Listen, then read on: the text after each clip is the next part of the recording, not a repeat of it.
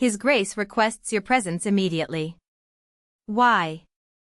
Marin's voice pitched higher than she intended, alarm widening her eyes. Who can say? Olive's smile remained perfectly pleasant. His Grace's reasons are his own. Just me? Alone again?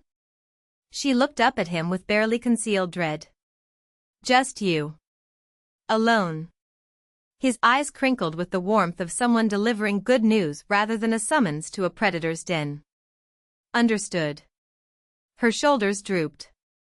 She took 2 steps toward the darkened corridor, then paused and glanced back. Mr. Olive, how exactly do you communicate with His Grace? When he's in there and you're out here? Olive's smile deepened. He raised one finger to his lips in a gesture of playful secrecy. That, Miss Marin, is a secret. A secret. Of course it is. She sighed and turned toward the black passage, each step heavier than the last. The thought circled her mind like a trapped bird. She stopped before the study door, tension coiling in her chest. Drew a deep breath. Raised her hand to knock, enter. The low voice came from within before her knuckles could touch wood. Marin lit a candle from the wall sconce and pushed the door open. Darkness swallowed her whole. The study was absolute blackness, a sea of shadow where nothing could be seen, nothing could be measured. Somewhere within that void, the Duke existed alone. An island of presence in an ocean of nothing. Good evening, Your Grace. Do you consider such a greeting appropriate for a blind man? No. Forgive me. Approach. Yes, Your Grace. Marin lifted her candle high, using its wavering light to navigate. The Duke lounged in his chair with the boneless grace of a predator at rest, deceptively relaxed, fundamentally dangerous. Set the candle aside. She glanced around, found an empty shelf nearby, and placed the candlestick there with careful precision. Then she stood awkwardly, books clutched to her chest like armor, uncertain what came next. Closer. Yes, Your Grace. She took another step toward him. Candlelight caught his profile, the sharp line of his jaw, the elegant curve of his lips, the black silk ribbon obscuring his eyes. Even shrouded in darkness, even broken, he remained devastatingly beautiful. Your hand.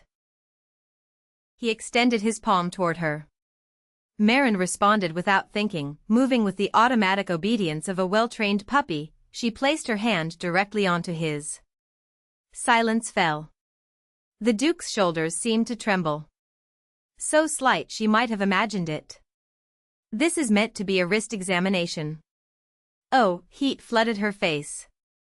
She tried to pull away, but his fingers closed around her wrist before she could retreat. Same as before.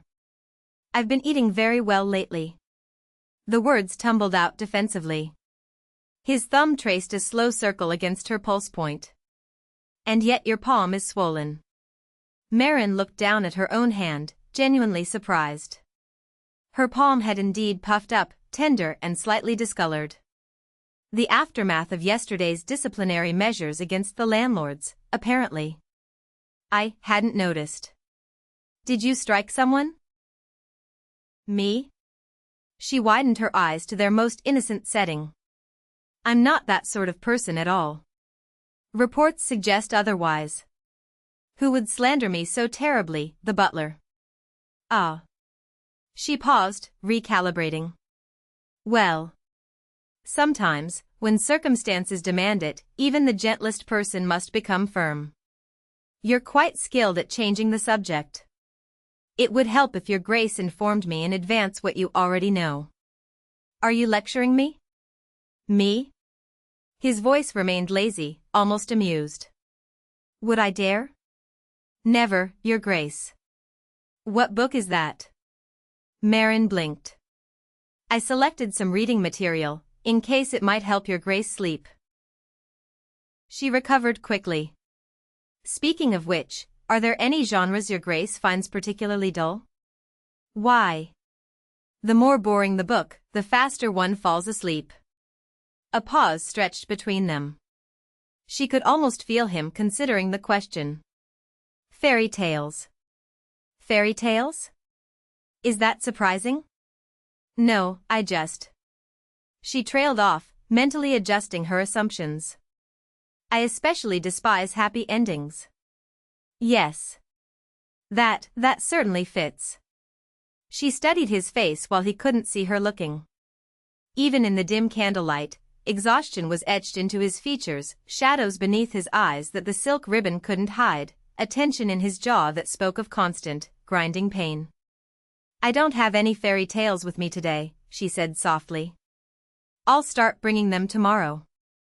Fine. What? When will your grace release my hand? His broad shoulders shook. This time, she was certain of it. A reaction, surprise? Amusement that he couldn't quite suppress. Her wrist had been imprisoned in his grip this entire time. She'd been acutely, uncomfortably aware of every passing second. But he seemed to have forgotten he was holding her entirely. He released her. Marin immediately pressed the book back against her chest, using it as a barrier between them. What? May I ask why your grace summoned me? The question hung in the darkness. She saw his jaw tighten. A muscle flickered beneath his skin. Marin held her breath, watching for signs that she'd overstepped. For the examination. What? Did you forget? I ordered daily wrist inspections. Ah, yes. She hadn't forgotten. But she also hadn't expected him to personally conduct each check. She studied his impassive face with undisguised skepticism. No more ums. Irritation sharpened his voice. If you have something to say, say it directly. Then, may I be excused? Won't you read? The question caught her off guard. Your grace was said to be unwell today. Should I really try? Her footsteps retreated across the carpet. Gerald tracked her movement by sound alone, the whisper of fabric, the soft pad of her feet, the slight creak of floorboards beneath her weight. She was moving toward the candle, positioning herself where the light would illuminate her pages. He heard the rustle of her skirts as she settled. The gentle rasp of the first page turning. A deep breath drawn and held. The faint sound of a strand of hair being pushed back from her face. A swallow, nervousness, anticipation, or both. And beneath it all, the uneven rhythm of her heart. The space that had been his alone filled with her presence. Her sounds. Her existence. I'll begin. Her voice emerged low and clear, each word shaped with careful precision. Asterisk people repeat their routines every day. But I didn't want to live like that anymore. Starting today, I decided things would be different. I shouted into the void, I want to do something special, asterisk like when she read reports, she kept her volume deliberately soft, mindful of his sensitivity, considerate in ways she probably didn't realize. But there was something different about this. Something theatrical. When dialogue appeared, her voice shifted to match the speaker, taking on character without becoming intrusive. The pain had been particularly vicious today. He hadn't wanted to see anyone. Had been fighting the agony alone, drowning in sensation he couldn't escape, and then he'd heard it. Her voice. Muffled by walls and distance, but unmistakable. She'd recognized the dark corridor for what it was. A boundary. A threshold that shouldn't be crossed. And she'd crossed it anyway. Her voice had grown slightly clearer. He still didn't know what she was apologizing for. Curiosity had seized him, an unfamiliar sensation, sharp and demanding. What had she done? What guilt drove those whispered words? He'd summoned Kay with a thought. The shadow materialized instantly, prostrate before him. Tell Olive, bring the temporary worker here. Kay bowed in silent acknowledgement and vanished. The question had circled his mind ever since. But he couldn't ask. Not without revealing that he'd hurt her, revealing the extent of his heightened senses. And that secret was not for sharing. Her swollen palm had reminded him again of what he already knew: she was thin, fragile, small-boned and delicate in ways that made her seem breakable. Yet she'd struck hard enough to injure herself. "I climbed the mountains," she read, her voice taking on a wistful quality. The mountain greeted me. It had been so long since we'd last met. I told the mountain, I'm searching for something special. When she voiced the characters, her tone shifted, subtle but distinct. The narrator became contemplative. The mountain became ancient and welcoming. The protagonist became yearning. Surprisingly, it wasn't annoying. He should have been irritated. Every other voice grated against his nerves like steel wool against raw skin. Even Olive's careful murmurs sometimes scraped too hard. But hers. Without realizing it, Gerald found his attention narrowing. Everything else faded: the pain, the pressure, the endless battle against his own senses. Only her voice remained.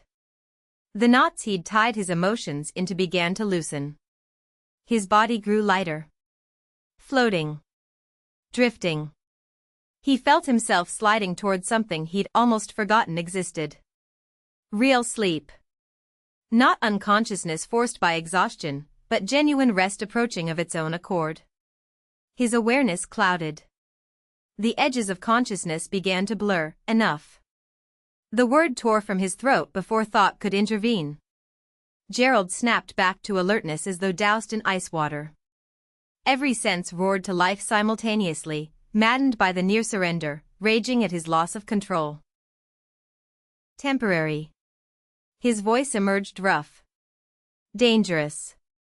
What have you done to me?